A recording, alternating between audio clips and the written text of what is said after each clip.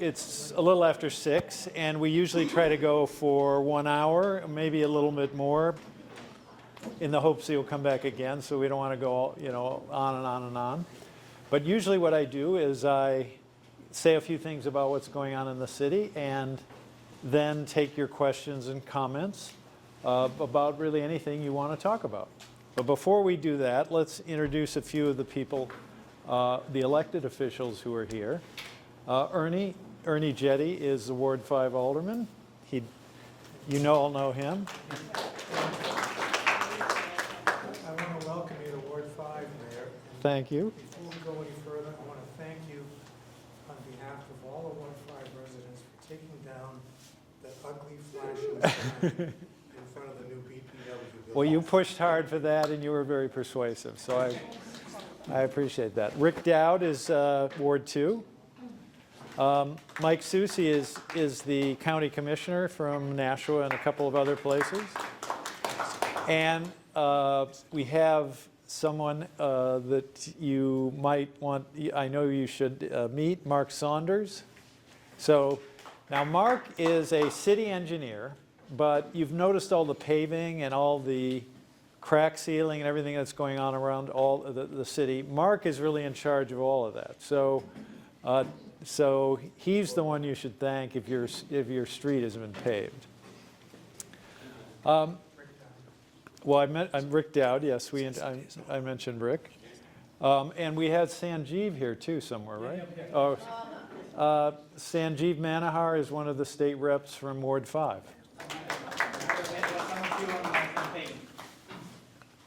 Thank you. Sure. Well, I've done a lot of these meetings. Pretty much every year we've held one of the award meeting in every ward, and then there's some, I do coffees with the mayor, sometimes beers with the mayor. It's probably at least 100 times. And have always focused principally or exclusively on city issues. But these days, we, here in Nashua, our quality of life and our life in general seems to be affected more than it ever has by these potential changes at the federal and state levels. And I'll only mention it briefly, but some of these federal cuts that are being proposed could have a very significant, profound effect on Nashua. For example, there is the House bill out of the U.S. House would cut Medicaid by some $800+ billion. We have in Nashua 16,000, I think that the state website says 16,778 people on Medicaid in Nashua. Many of them on, a good proportion on what we call expanded Medicaid or Obamacare. Now, if that program were lost, many people would be profoundly affected, as would our healthcare providers. Our hospitals, to a differing degree, I think Southern New Hampshire is 10% of their revenue comes from Medicaid, and I think St. Joe's is higher than that. And can everybody hear me? Yes, okay. Santosh Santosh is a state, Salvi is a state rep as well. Thank you for coming. I know he has to leave, so he's only going to be here for a little bit. So people's health care and the welfare of our hospitals, our health care providers could easily be significantly affected. More than the hospitals, the federally qualified health care plans like Harbor Care, which is downtown, Lamprey Healthcare, others, would be greatly affected. In terms of the city dollars, all of these things have been have continued, but seem to be potentially cut. We are running a $7 million lead grant, for example, that it's a competitive grant that we get from the federal government, and it pays for the de-leading of downtown apartments. In other words, to make them safer for children. This is a very expensive process. This is $7 million over a few years. And we get the additional benefit that once the deletting is finished, the landlord must keep the apartment lower than market rate for 5 years. So it has an effect of contributing to affordable housing units. But other very significant programs that we operate using federal dollars, first of all, the bus system. I don't know how many people here use the bus system, but there's a lot of city money that goes into that, but without the federal subsidy that comes for every mass transit system in the United States, we would not be able to operate that bus system. In the schools, we have Title I. What Title I is it pays for about 50 teachers that provide extra help in the schools, which have a high proportion of free and reduced lunch students. In other words, families that tend to be economically troubled. And in those, we have 6 Title I schools, and losing Title I would have a very significant impact on the children in those schools, as well as just the quality of the education in those 6 schools. This Maine Dunstable is not one of those schools, but Ledge Street down the road would be one of them, and Mount Pleasant, Amherst Street, and on. So those are the areas where we could be very profoundly affected. We have lost some health care grants that the health department was using. We have been notified that the FEMA, the Emergency Management Federal Agency, is no longer going to provide the money for equipment for the specialty units that exist in the police and fire departments. These include the bomb unit, the SWAT team, the dive team, and in the fire department, the hazmat team. That has to do with hazardous chemicals. The city pays for the personnel in those departments, but a big help has always been that the equipment that they use, which tends to be very expensive, has been paid for by FEMA. That may not occur any longer. So we're watching all these things very carefully. There are various things going on the state level as well, which I could get into, but I won't, unless you really want to, I will move to city things. In terms of what's happening in the city, I proposed a budget yesterday that, we are impacted by a number of sort of I'm going to say uncontrolled costs, things we really have no control over. Because we know that you have been impacted by these revaluations, which have occurred twice now in the last 4 years, raising residential property values and residential taxes. We have tried to keep the budget as low as we possibly can. 2 years ago, I was able to work with the Board of Aldermen to keep the tax rate under 1%. That was in the fall of '23.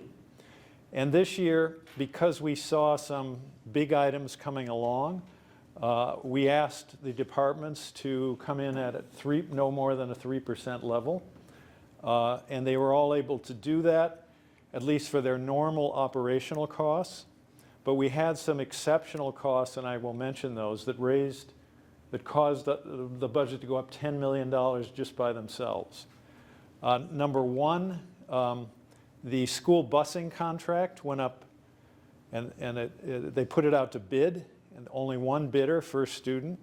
The cost for next school year, beginning on July 1, is up $1.8 million, or about 20%. Healthcare costs for city employees went up, is going up for this coming fiscal year, is going up 9%. That's about $4.1 million. We are suffering, the state legislature did something which I think is good, but which costs the city quite a bit of money. And that is that firefighters encounter environmental risks in their jobs. And often, more often far more often than the population at large, suffer cancer as a result of some of these exposures at work. One of them is the PFAS is used in the fireproof uniform vests and equipment that they use, that they wear, their suits, and these cannot be made sufficiently fire resistant, at least so far, without the PFAS. So there's an exposure right there. So what happened is the state legislature enacted a presumption that if a firefighter it contracts cancer, the presumption is that that is work-related. So that is going to raise workers' comp rates, or workers' comp costs, we estimate, by $1.3 million, from like 1.6 million total for the city up to about 2.9. And then the fourth item is that over the years, we have to buy equipment over the years, every year. Equipment meaning police cars, certain fire vehicles, public works trucks, garbage trucks, and other vehicles that the city uses to deliver city services. And we, for a number of years now, have used the surplus that is generated at the end of the year to pay for those vehicles. Can be $5 million a year, $4 million, $6 million. And the Board of Aldermen have made the legitimate point that really we should be having that in the budget rather than wait to see if we get surplus to come up at the end of the year to buy the necessary equipment. So we have reintroduced that into the budget, and that we put a $2.5 million item into the budget for the first time for city equipment. And so when you put those four items together, it's about $10 million. That's about half of the increase, those four items for the entire city budget, which will now be $40 million for the kind of the core city budget paid for by taxes. And we can talk about taxes or the budget any detail you wish when we turn to your questions and comments in a couple of minutes. Other things that I think are going on are we are working very hard all the time to try to add to the supply of housing in the city. We know from, and you all have seen it, the shortage of housing both has impacted rents for those who want apartments. Rents have escalated very greatly and very rapidly for a number of years, to the point where many people, young people, cannot pay for apartments, living at home, things like that. Also the value of homes, and you've seen this because I suspect most of you are homeowners, have seen the value of houses escalate, maybe 100% over the last 10 years. I mean, 40% in 4 years, 60% in 6 years. And of course, that is making it very difficult for younger families or anyone new wanting to come to Nashua. It makes it very difficult for them to buy a home. Now, the good news there is that the housing pressure is caused by the fact that more people want to live in Nashua than there's really space for people right now.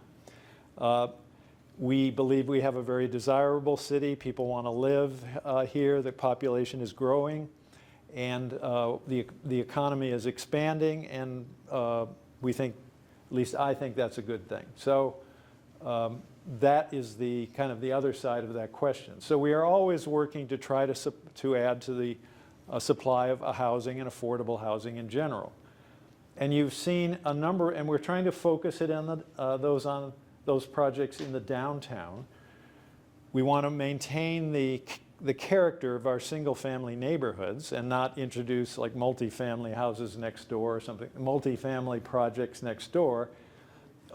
And we want to make sure that there are more people who can walk to downtown to patronize businesses and help retail, help try to grow retail. And people living close to downtown is really what you need to support a thriving retail base.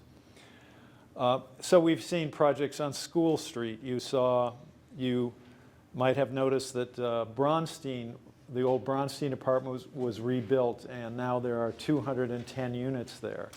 There's Riverfront Landing, several hundred units over by the bridge going to Hudson. Marshall Street Apartments, that's totally affordable at the corner of East Hollis and Marshall Street. The NIMCO project is going to be, the old NIMCO building in the Mill Yard is going to be redeveloped for housing in the next year or two. That will be 250 some units. And we worked with NeighborWorks, 46 affordable units right across from CVS. NeighborWorks is a nonprofit organization that owns units in Manchester and Nashua and is a very good operator. And there are other projects I could mention. But we are always working to try to promote the development in the appropriate locations of additional housing.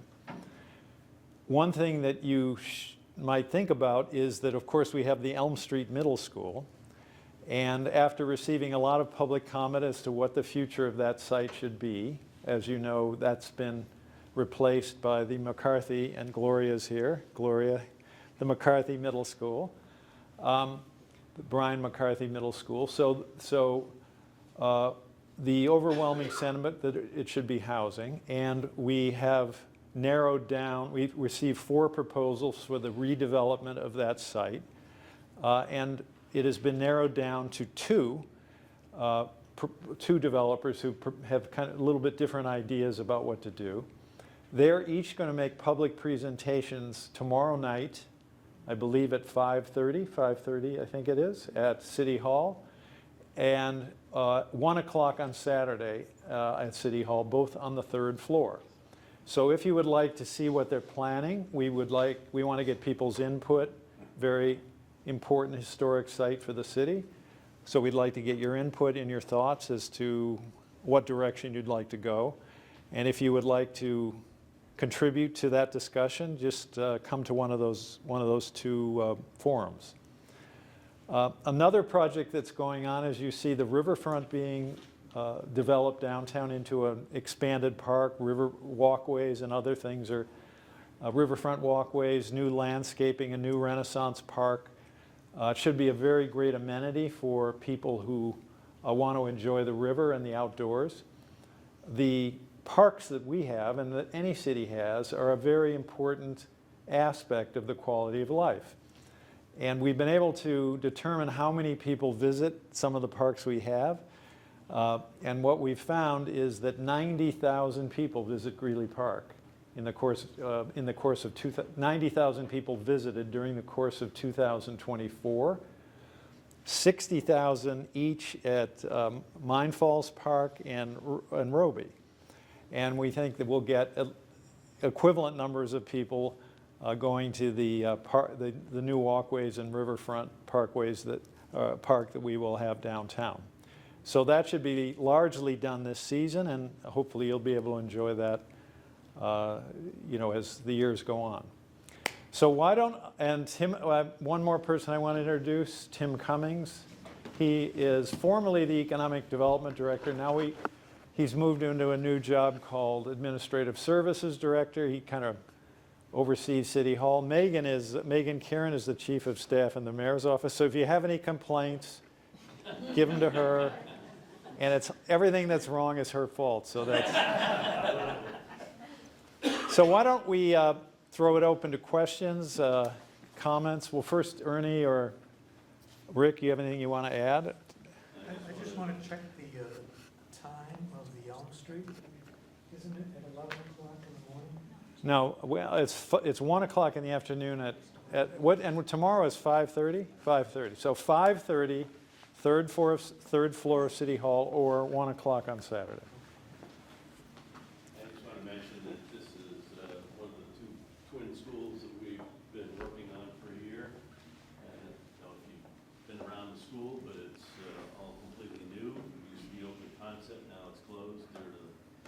during COVID, it was not conducive to have open concept because of spreading of germs. But this school has had a whole new HVAC system, and we put in a filter that takes out 98.9% of all pathogens. So this is one of the healthiest buildings in the city. Several of our schools have that now. And the same thing, along with Maine Dunstable here, was done at Birch Hill, similar concept, Yes, and that was. exact. They're like twins. So, what, yes, sir. How well do you think or I should say, how close do you think the city has come to meeting the known need for housing? I mean, they've been sort of verbally supportive. You know, when Governor Sununu was in office, he praised, you know, Nashua and some of the other communities. We were recognized as a housing champion, one of, I think, 20 communities in the state that was recognized. There was going to be potential grants for so-called housing champions, but the House budget that passed cut all that money out, so we'll see what happens. But not a lot of money has come from the state of New Hampshire. I mean, it's mostly a local effort. They did contribute some ARPA money into Family Promise. If you know, that is I mean, it's a form of housing. It's the former parochial school that was renovated for Family Promise, which provides a place for women, well, families and children who are temporarily homeless to kind of get back on their feet. They're kind of trained and acclimated so that they can get their own apartments and get jobs and things like that. But otherwise, mostly a local effort. Mostly a local effort. Yeah, that kind of misses the question about the city doing everything possible. The question is, how close has what has been accomplished so far come to meeting what is needed? Oh, the question is, how close has what's been accomplished so far met the need? Well, it has not met the need. I mean, you see that from the vacancy rate of apartments, less than 1%. I mean, a healthy rental market is considered to be 5% vacancies, so that people looking for apartments can always find something. Our vacancy rate is less than 1%, so we need quite a bit more. If we are facing a recession now, which seems like it's at least a possibility, housing demand will go down to some degree, but we need to continue to work to try to provide additional places to live. Paul. Just a quick introduction. We have a microphone we're going to pass around just so Okay, yes. everyone can hear. We are being televised, so the microphone is just to make sure that they can hear your questions. Thank you, Mayor. I'd like to thank our Alderman Jetty here and Alderman Dowd. I just want to say a couple of things before I make my comments question. I want to say when I was on the board, I was proud to vote to renovate this school and Birch Hill, and this air purifying system, I believe, is the one that I fought to get into all the schools that I could. So then this way the air would be cleaner for our students, because I saw that T-Bones used it, and I said if it was good enough for T-Bones, then it would be good enough for our school system, so we could keep the germs down, and hopefully if we had another outbreak like a COVID or something, our kids would be remaining in school versus being kept home. With that, Mayor, I'm a little bit concerned here, and I voiced my concern several times to Alderman Jetty about the West Hollis Street corridor here. Yes. We're doing so much for downtown. We're going to build another garage for DPW behind the administration building, which I heard doesn't hold all the employees that it was supposed to have held in there. But with that said, we're going to have more of the trucks coming down West Hollis Street. We can't keep up with the load right now. We have that wonderful charter school that Alderman Jetty and back and forth, and I've been speaking to somebody in the planning department, but I guess he can't send me information. I didn't ask for it under the right to know law, you know, same thing with the library. That's another question.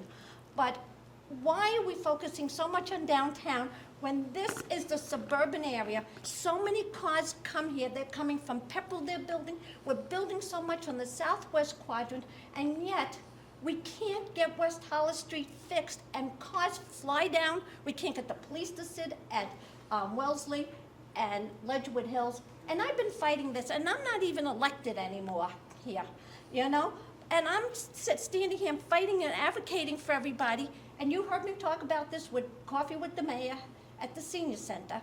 And the problem is, we're not being heard loud enough, and I want to let everybody know there's not one alderman at large here that represents the whole city, and one of them lives in Ward 5, Miss Kelly, and I would, Shoshana Kelly, thank you, and I thought she was Ward 9. Now, one alderman at large, and I want to let you know, they all voted themselves a raise to $9,000 a year, and they're not even here representing us, other than our own aldermen, and they represent everybody. But why are we not taking care of this part of the city and all the money is being directed downtown? That's my first question. And the library.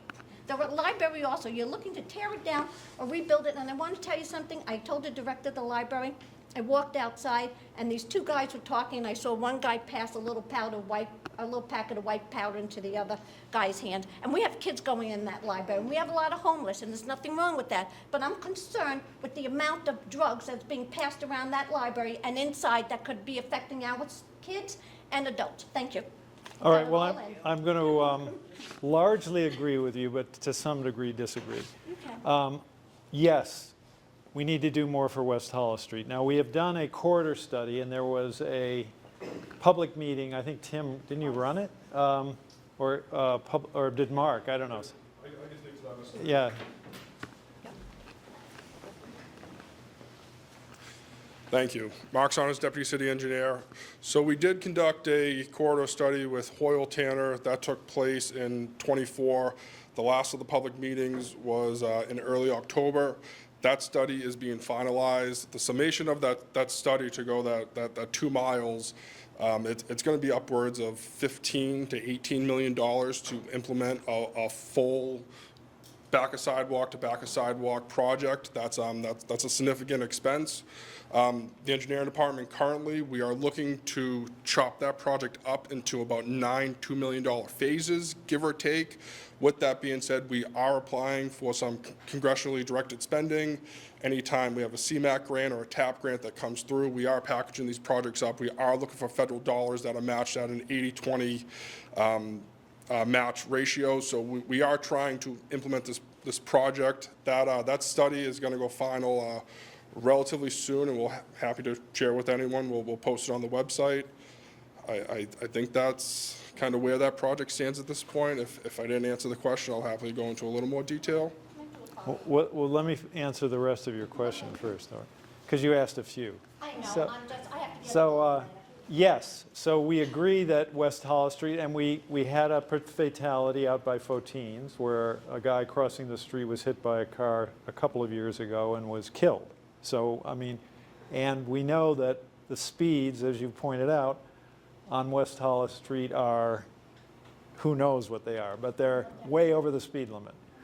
So this would involve some sidewalks, traffic calming measures, and other things.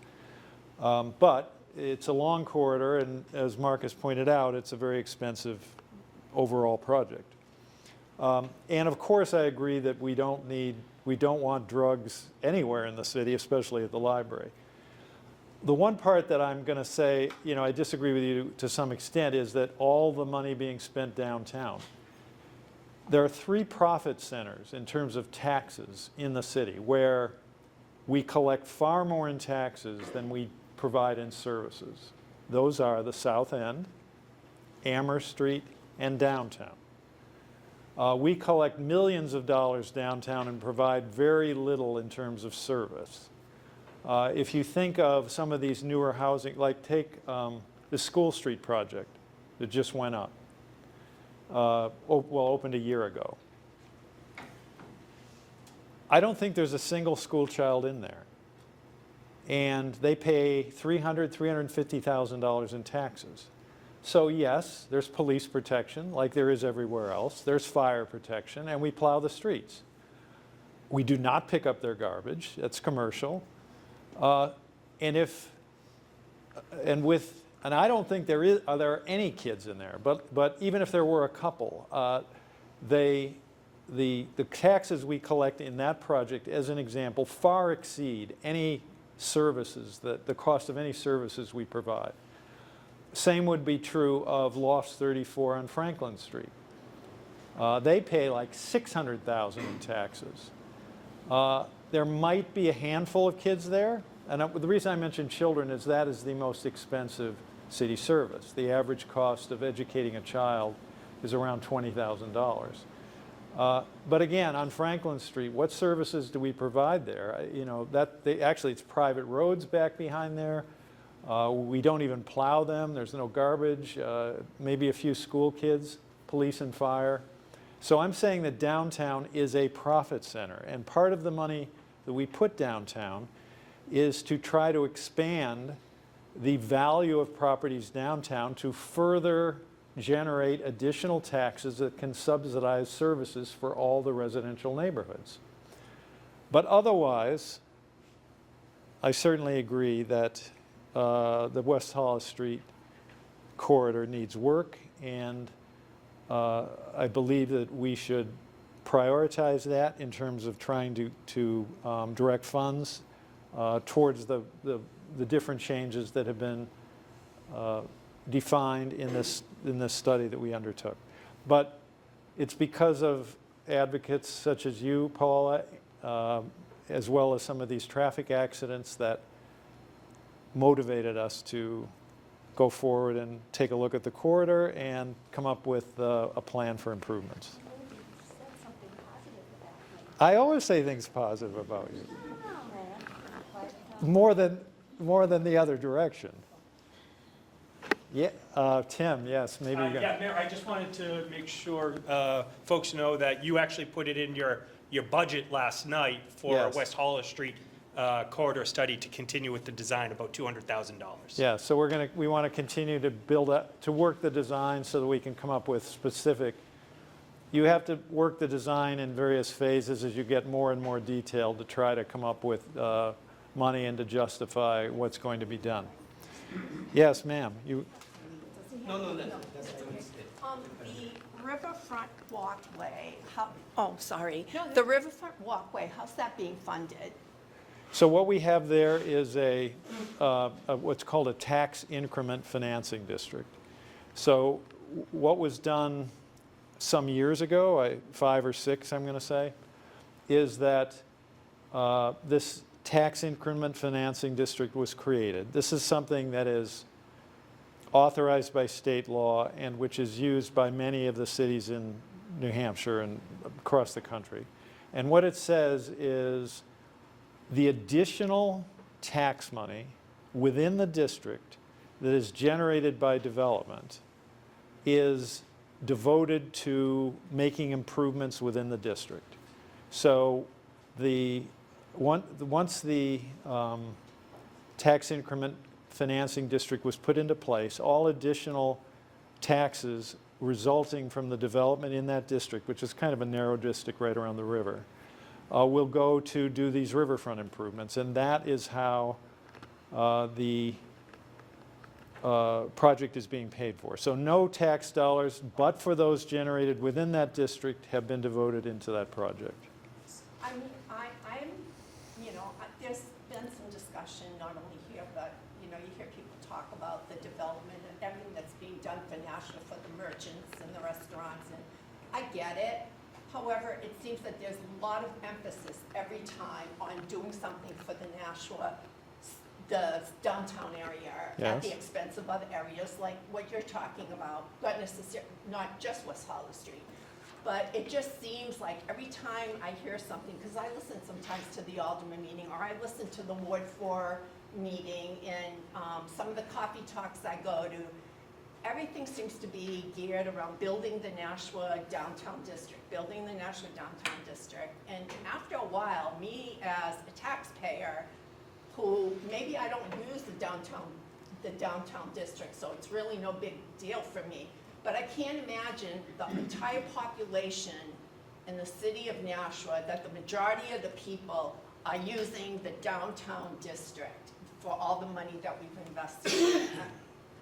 Well, I'm going to go back to the point that this is a profit center for the city. It's not like money from the neighborhoods is being poured into downtown. It's really the reverse. But the Performing Arts Center, do we have to pick up anything on that? Yes, but again, the money being generated at downtown covers anything we might do down there. And it is helping to subsidize services throughout the city.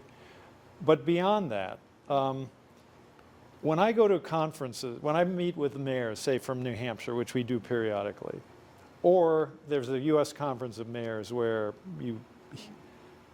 every city in the United States is focused on their downtown. Why? Because that's what symbolizes the city. If you have a failing downtown, you're going to have a troubled city. Do you think we have a failing downtown? No, I don't. But I Invested don't. so much money in it already. I don't think we have a failing downtown. But it is, in terms of the census district downtown, it is the poorest census district in the state of New Hampshire. So, yes, we have a relatively affluent community, but a lot of that is not concentrated downtown. And we don't have a failing downtown, but certainly we could have a stronger retail base. In order to have that, we need more people living there. And again, by investing there, I mean, by making public investments, you generate private investment. And we are trying to build the value of downtown to generate taxes for the entire city and to just boost the image and the prosperity, the vitality of the city in general. I mean, another point I would make is that if you want younger people to move here, what do they want? What do they ask for when they talk to BAE? And BAE is trying to attract engineers from around the country. What do they ask about? Downtown. Downtown. But what about the seniors? They don't necessarily I'm just- care about the downtown. I mean, we live here too. But I guess we're disagreeing. You think we're pouring money from the neighborhoods into downtown, but I'm telling you it's the reverse. So that we generate money downtown that we use to support the neighborhoods. If you take, look, we value our residential neighborhoods. I live in one, we all live in, many of us live in single family neighborhoods, and we want to keep them that way. But if you look at a map in terms of the cost per, say, block or square mile, or quarter of a mile, whatever it is, and there are maps of the city that are like that, the single-family neighborhoods do not generate the money that it takes to support them. They don't, because they're school kids, and the houses are spread out, the plowing costs are more, et cetera. There have been detailed studies of this. So I'm not saying that, you know, I love the single-family neighborhoods, but it's not like money is coming from the south end. You're pouring money into the south end or into downtown. It's really, I mean, we are spending money downtown, but it still generates more money than is required to deliver services there. But the single-family neighborhoods are also paying a lot more in taxes too for their homes, so. Well, so, It is I mean, what I it think, is.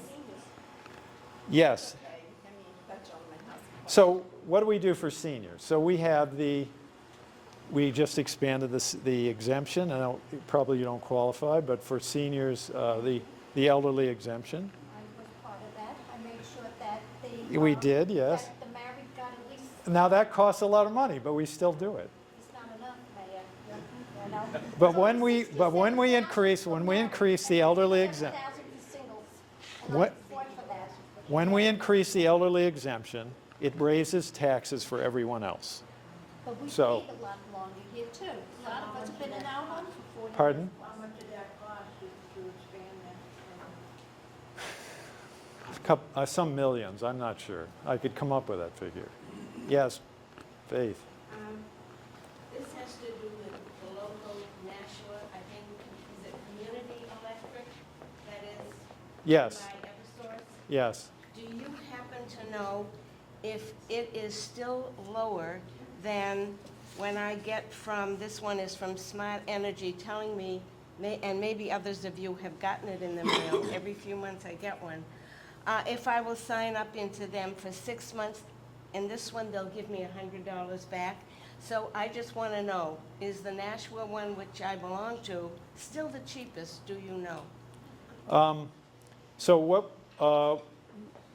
we're talking about is Nashua Community Power. Yes.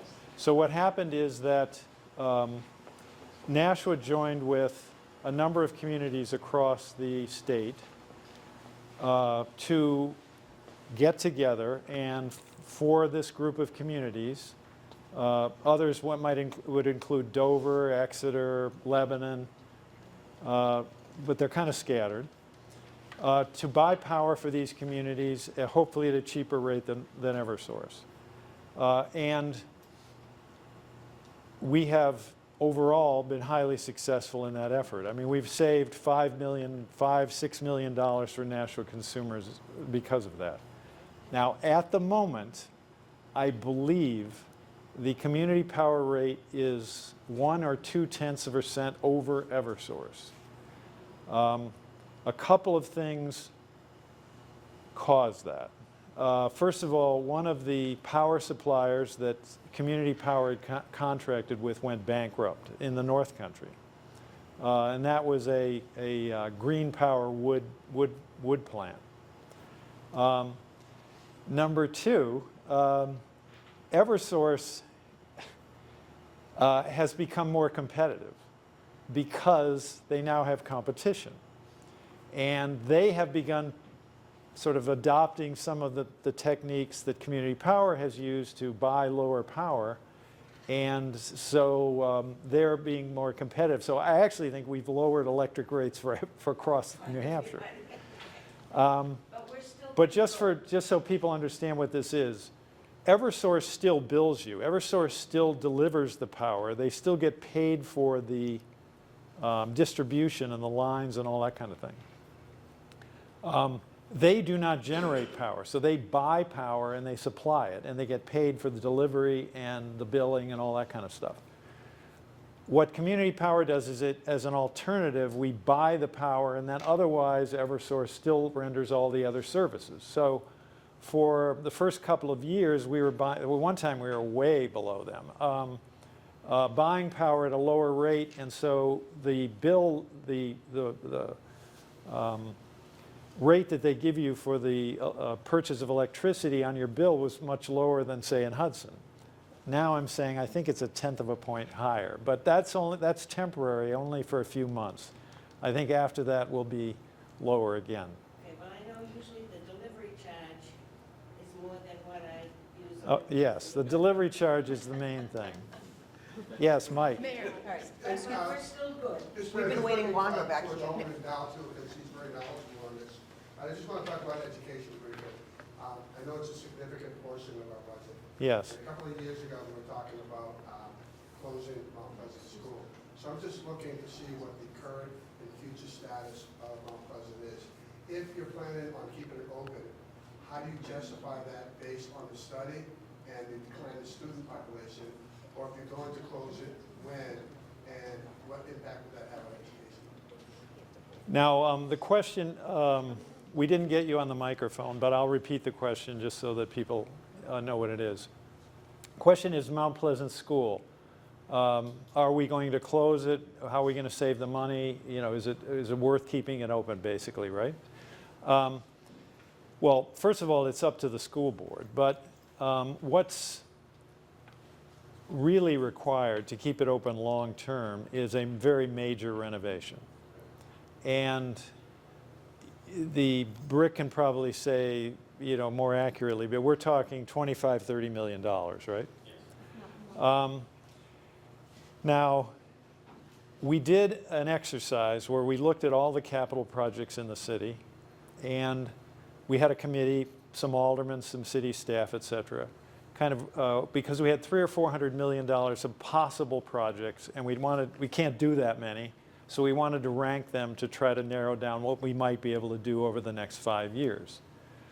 Mount Pleasant was not on the list for the next 5 years.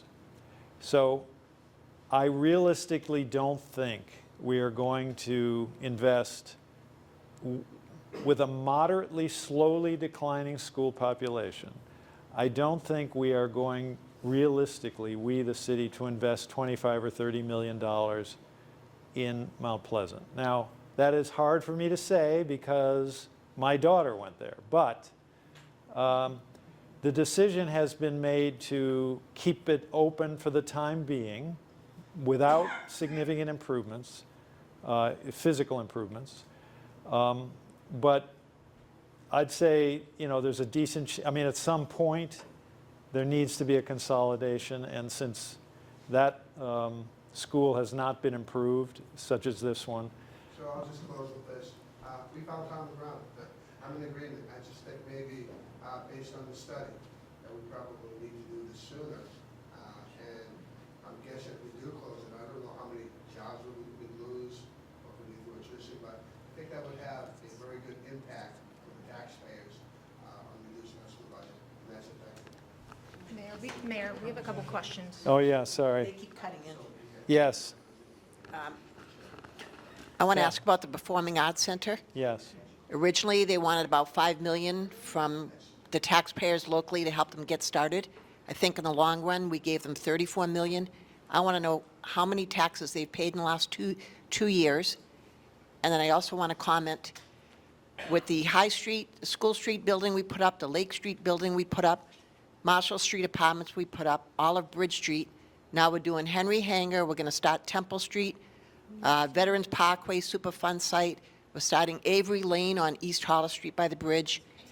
Where are these people going to work? Pretty much all we have are jobs left in Nashua, with 70% of the people leaving here to go to Massachusetts every morning.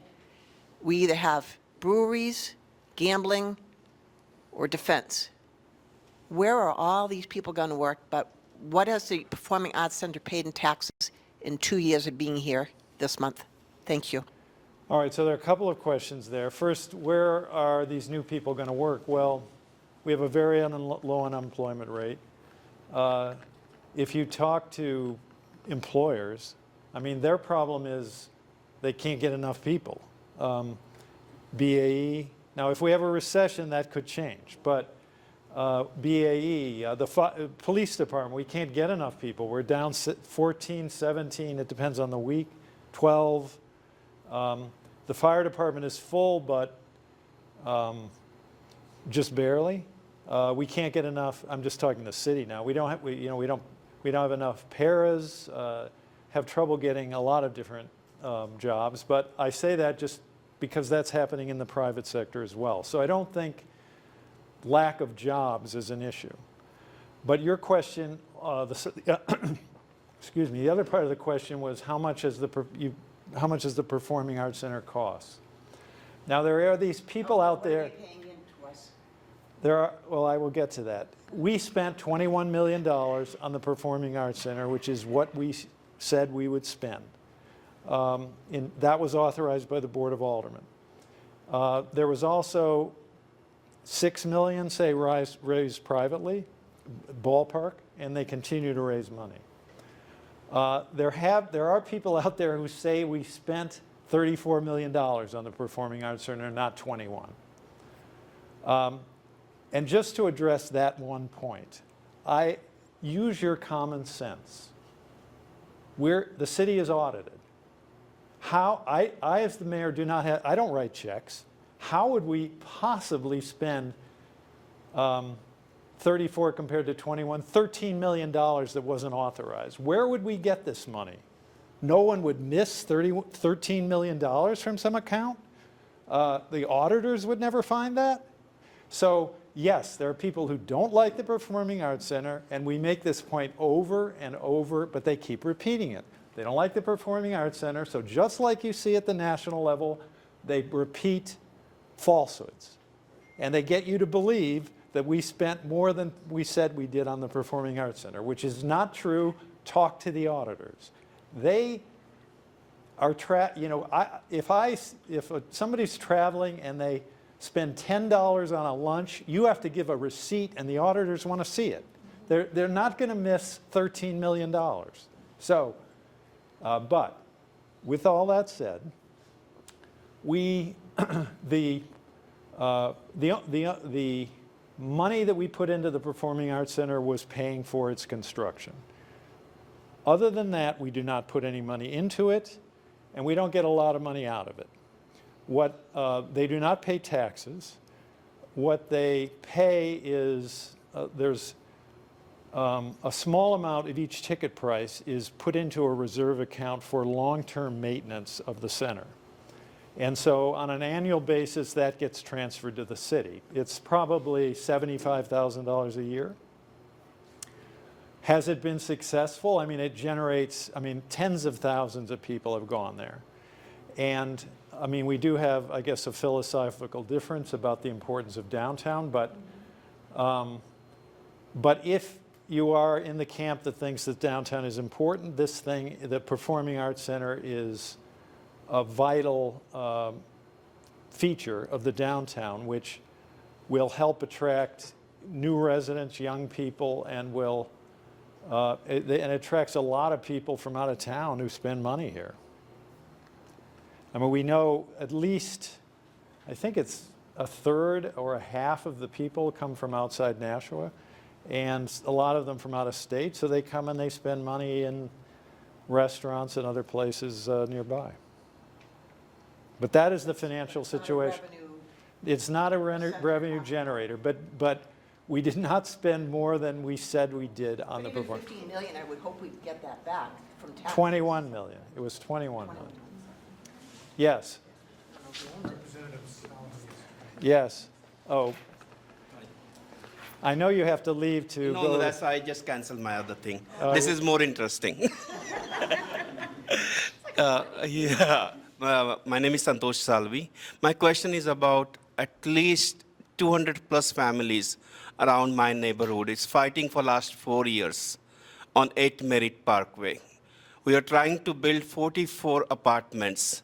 You just said that your planning and board always check the characteristic of the neighborhood. This is the last parcel we have. And we are fighting with the city. We spend more than $40,000. I'm collecting 200 from everybody. And we are in the Superior Court. So anybody from planning and board, if it is there, they can tell me how your planning and board is approving that kind of multifamily units right in front of the senior living. They can't even walk. The traffic and everything will be really awful. So please help us out.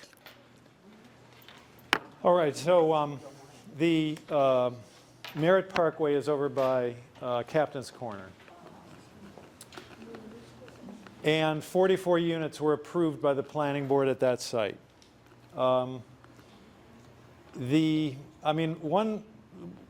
terms of what development occurs in the city, we're trying to encourage that type of development downtown, and we're trying to keep it away from residential neighborhoods. But we are stuck with these, we have to live with the zoning that is in place. And in that situation, a long time ago, the Board of Aldermen zoned that for a shopping center, or for a supermarket. Yes. And the alternative was, for a supermarket. And there were some other wrinkles to it, but it went to the planning board.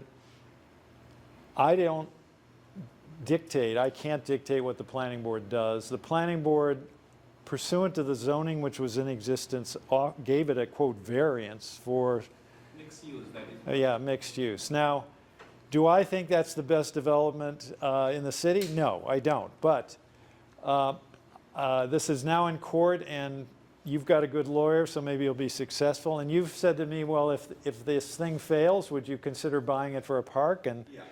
maybe Ernie and Rick, maybe we'd get together and we'd try to buy it. But right now it's in court. The planning board made a decision, and we'll.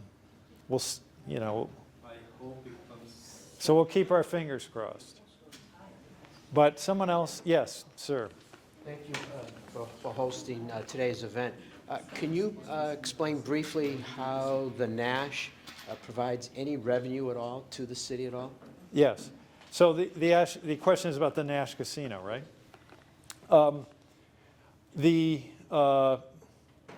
What happened, just background-wise, is this is an out-of-state gaming company. I think they own other things too, but bought the licenses, the state gambling license, gaming license from the former River Casino and the Lucky Moose at the National Mall. And the state authorized what they call historic gaming machines, historic racing machines, which are similar to slot machines. When that happened, these gambling licenses became much more valuable because they make so much off those machines. So this out-of-state company came and bought those two, that combined operation. And Delaware North, which owns the Boston Garden, as well as the Bruins, came in and bought Gate City Casino. So now, but to get to the question, what does the city get out of this? Under state law, we have charitable gaming. And what that means is 35% of the, I think it's the gross profit of each of these casinos goes to a charity or a nonprofit. Each nonprofit can have up to 10 days of receipts. So it rotates nonprofit to nonprofit to nonprofit. Now these casinos are generating, I mean, huge amounts of money for nonprofits. You know, the Boys and Girls Club, the VFW, yeah, you were on it, right? Yes. The Front Door Agency, and on and on and on. I think before the Nash, the Gate City Casino, formerly called Boston Billiards, it was $10 million to charity over 3 years. So they generate a lot of money. So indirectly we get that. It helps nonprofits who are supporting or, you know, helping people in the community who need help. In terms of what the city will get, well, what we don't get any under state law, we do not get any proportion or any section of the revenue from the place. What we will get is property taxes based upon the fair market value of the real estate. Now this will first occur this year because property gets added, new property gets added to the tax base on April 1 of every year. So, and this is state law. So on April 1 was just, you know, what's today, the 9th, so, you know, a week ago or so. Whatever the value was on that day, they will be taxed on that value. Could there be a dispute over what that value is? Yes. Many commercial owners sue the city and say that we've assessed them too high. I mean, these are constantly going on. I mean, that's one of the problems we've had with residential taxes, that the value of these big commercial properties has gone down. The mall, putting aside the Nash thing, pays less than they did like 6 or 8 years ago. And they've litigated against us and been pretty successful doing it. So it has to do with experts, and, you know, one expert says this and one expert says that. So that casino will be valued based upon its real estate value, which does not include the machines and kind of other kind of so-called personal property. But we don't know what the value is going to be yet, and there could easily be a disagreement. Certainly it'll be significant, but there could be a disagreement because it is hard to, there aren't comps, meaning if there's a home in a residential neighborhood and 2 or 3 other houses have sold nearby, it's pretty easy to say, well, this other house sold for $500,000, yours is a little bit better, so it's $525 or something like that. There aren't a lot of casinos like that around that have been selling. The Encore is much bigger. The one in Manchester is much grubbier. So it's you know, but it'll be significant. I mean, I would love it to be the full value of the improvements, which was supposedly $250 million. But A lot of that went into the machines and all that, so I don't know what we'll get out of it, but it'll be significant. And that's what we will get, but that's it. And as a follow-up to that, the last time we had this similar conversation, we talked about how the tax rate in Nashua was set, right? And it's really set by the state and from the way the commercial property is developed, right? Where the residentials pay more than the commercial property, right? And I don't see Mr. Dolan here, and he never really addressed my question and attempt to say, well, what is the city doing or our representatives doing to go back to the state and say, hey, state legislature, we need you to look at this structure to say it's upside down, right? The commercial properties are paying less, right, than the residentials, and the last two assessments, my own personal property has been charged 40% increase, another 40%, and now with the last one, it went up another 20%, So what is your assessment at this point? 524. And so you pay 8,000? Yeah. Yeah. And I only live on yes, that's 9,000 square feet at Grace Drive, and it's only a full dormer cape. It's nothing fancy. And on top of that, right, my house being the smallest of the neighborhood, right, I'm paying the 13th highest on that street, right, where other houses that across the street are a bigger home, and I'm paying more taxes than they are.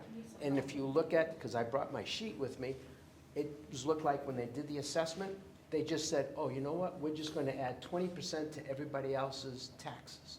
That's what it looks like when they did the assessment. All right, so maybe I should take a moment to address these revaluations, all right? And you've touched on a few points that we've probably discussed a little bit before. State law requires that we do these revaluations, and only every 5 years, but if they get really out of whack, we start to lose all these abatement cases. And so when we did the revaluation in 2020,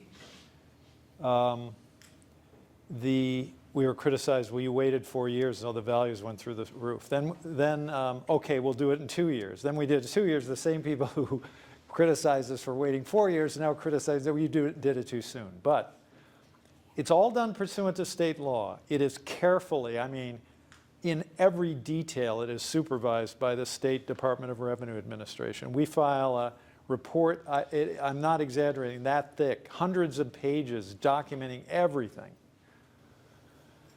A revaluation does not collect more money. I mean, people think, oh, you did this to raise more money. No, it does not collect more money. It simply reallocates the tax burden. And it does that based upon fair market value. So that, and the adjustments which come result in the adjustments in value, the relative adjustments in value. And what do I mean by that? Under state law, and this is a hypothetical, if one property owner owns 1% of the value in the city, they pay 1% of the tax burden. If were a revaluation, and at the end of that, the value in the city went way up, but that particular property did not, and now they own only 0.5%, they only pay 0.5% of the taxes.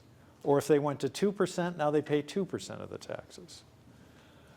The problem that the revaluations caused was that the homes went up very rapidly, and yet commercial properties, such as this mall, by appraisals and experts and everything else, they didn't go up very much.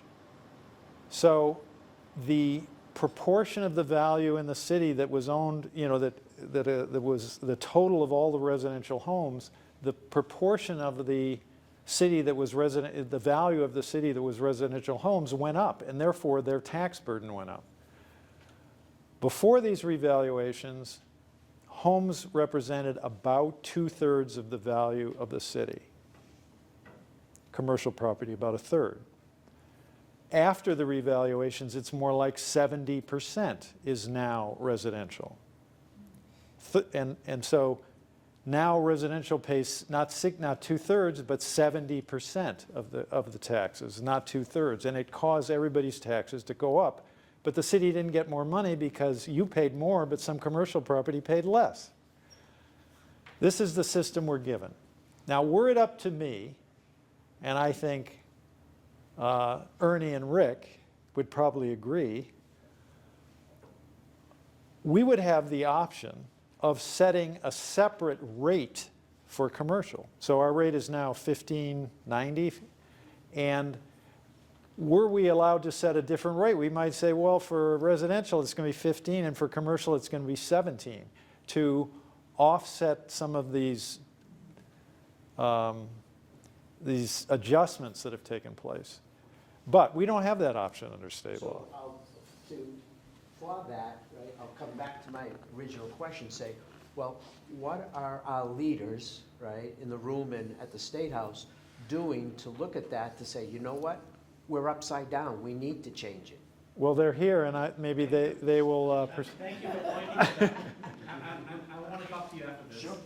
So we all, Massachusetts is sometimes held up as like a really bad place or a really good place or whatever, but towns and cities in Massachusetts have the option of setting separate rates. And some do and some don't, but it's a local option.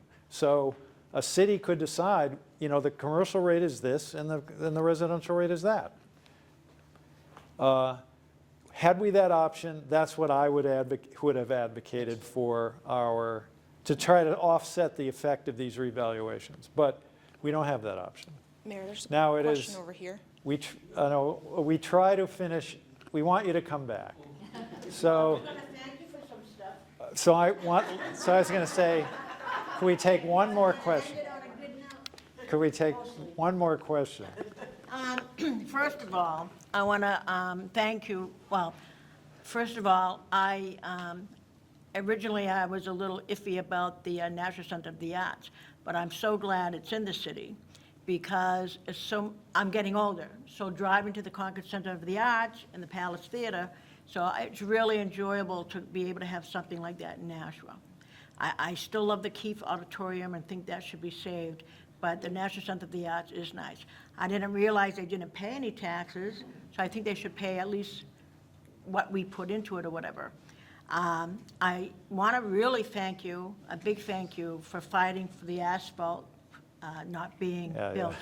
Because my daughter here lives on Temple Street. Oh, really? And I couldn't understand, I mean, it would have ruined downtown. Right. And and I think downtown, it's not like it was when we were kids with the Woolworths. It's not, if you want to get a tattoo or a haircut, or eat something, it's fine. But I think the biggest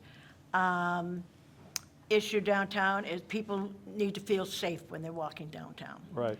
And I remember when you came to my door when you first ran, and the only question I asked you was, the only thing I expected from you was, when I retire, to help keep my taxes low so I can stay in my home. And that's still the only thing I expect you to do for me. And lastly, I want to ask about the J.F. McElwain building. What is that? Is that going to be something someday, or who owns that on Temple Street, that old shoe factory? Okay. But thank you very much for all you do, whether we agree with you or not. Thank you for your time and everybody for what you do for us. All right, so the question, well, thank you very much. Yeah. But the question is about the McElwain site. Now, this is at the corner of Spruce Street and Temple. It's east of downtown. It's about 4 or 5 tenths from Main Street, east towards the river. It was sold to a new owner, the same guy who owns Henry Hanger. Somebody mentioned Henry Hanger. Yeah, Kathy mentioned Henry Hanger. It's the same guy that owns Henry Hanger and is seeking slowly to develop Henry Hanger. But I don't think he's got, it's been permitted for 350 units. some years ago, 2-3 years ago, but he doesn't really have, it seems, the wherewithal to go forward. So we'll see what happens. He may try to bring, we're trying to get him to, I mean, it's happening with a couple of different parcels in the city. Someone buys these things and they want to make a big killing, like a windfall, and they buy it for $4 and they want to sell it for $7 like next week or something. And people don't pay that much, so they just sit there and they sit there. That is one. The former Corvo Ruthier site is another. And to some degree, Henry Hanger is the same. I mean, that was permitted like 6 years ago, and it's kind of getting done, but still. New windows, and there's some framing, but slowly. But it is slated for housing. It is owned by someone, but whether they will develop the wherewithal to proceed, I'm not sure. I mean, these are not easy. This costs a lot of money. I mean, Mayor, who owns one block over that's going to be a 2-block housing on the side of Temple Street Diner? The Corvo Ruthier, that's owned by a guy named, I think it's Thibodeau, Thibault or Thibodeau from Keene. He bought this and it was permitted for housing, I'm going to say, 5-6 years ago. And he just does nothing with it. Even the land on the side of Temple Street Diner? Yes, Just yes, for the schools? yes. Okay. No, he bought this when the interest rates were nothing, you know what I mean? All right, well, one more question then. If you have a red sweater, you get one final question. Well, only because it's crossover week and for the state. Yeah. And so I'm just wondering if there's currently any legislation that's going to be voted on this week that has implications for how we manage our own city budgets. I'm hearing things about spending caps and different things. I'm just wondering if Yes, there's I mean, anything that the reps could. If I went through everything that's in the House budget, you would be shocked. It's a shock. You'd be shocked. Well, they're cutting back direct aid. There's going to be less aid for disabled students, special ed aid. This hasn't been passed yet. This is in the House budget only, but it did make it through the House. Not yet, tomorrow. Oh, tomorrow? Okay. Okay, but it's gonna pass, right?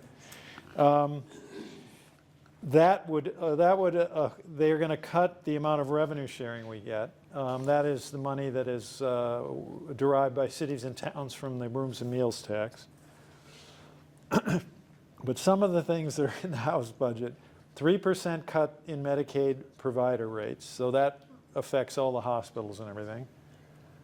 $38 million cut to community health funds.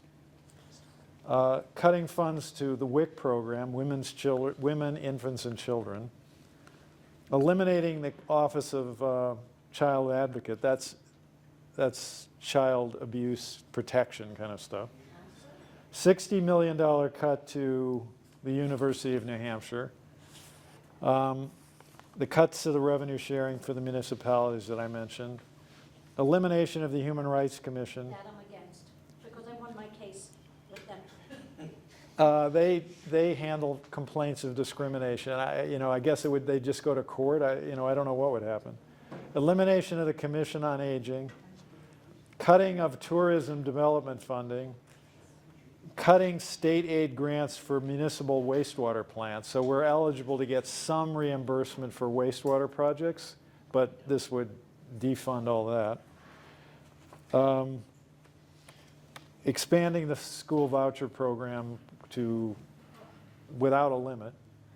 And yes, you mentioned there is a bill, House Bill 675, that would prevent local communities from deciding to spend more than a certain amount on schools. Why they would want to butt into the local process, I don't know. And there's other stuff, but the state reps can detail it a little bit more, but there's a lot of... I'm coming back from Concord. Those are protesting against all this stuff. And also we had a caucus, Democratic caucus, and it's just Those are going to be voted on? There's a bill. Yeah, I that guess they we're say proposing. tomorrow. It's called Better Budget Bill. We're going to propose tomorrow. It's not going to pass, but that's what we're going to take to the constituents like you, saying that this is what we were faced with. This is what we came up with a counter proposal, which will put back all the stuff back in. There is money there. So, and this is what we're going to bring back to you on 26. You know, I'm going to take one or two more minutes. I mean, I think this is kind of, as they've said at the federal level, this is a self-inflicted wound. And why do I say that? Because over the last few years, I mean, we have a very narrow tax base in New Hampshire, and then there are no broad-based taxes. There's no income, no sales tax. It's all on the property tax, basically. So over the last few years, they cut, at the state level, some significant revenue sources that, you know, you would not probably pay. They cut the two business taxes, the business enterprise tax and the business profits tax. And that is causing the loss of $200 million a year. And as of January 1, they eliminated the interest and dividends tax, which is another $200 million. So a loss of $400 million a year. If that went to property tax relief, you would see a significant change. What has this gotten? Who pays this? These business taxes are paid principally by big companies, BAE, Walmart, Target, but there is a nonprofit organization called the Fiscal Policy Institute, New Hampshire Fiscal. They study all this, and they say this has added nothing to the economy. A company like Walmart, because they save a little bit of money here in New Hampshire, it goes down to Arkansas. They don't add jobs or anything like that. They take it and they add it to the corporate profit, and they operate like they otherwise would. These are not significant expenses for these big companies. And the interest and dividends tax, yeah, you might pay $100 or something, but principally by wealthy individuals. So self-inflicted wound in the sense that the state legislature cut the revenue, and now they don't have enough money. And so they got to cut all these things, you know, cut municipal aid, do this, do that, no WIC program, less Medicaid, you know, all this kind of stuff. A self-inflicted wound. Again, if they really wanted, I mean, in my opinion, the most punishing tax is the property tax. If you're going to give up $400 million in revenue, give it to the cities and towns and let us reduce property taxes. So that's my speech to close the night. So what does that mean? That our tax is going to increase? Mike is a county official. You see some of this the whole state. We're working on our budget now, so it's too early to talk. But they hit the counties as well. The state hits the counties as well. Like, and the city pays for the counties, so that's another way they get us indirectly. Anyway, thank you for coming. I hope you learned a little bit, and have a good night.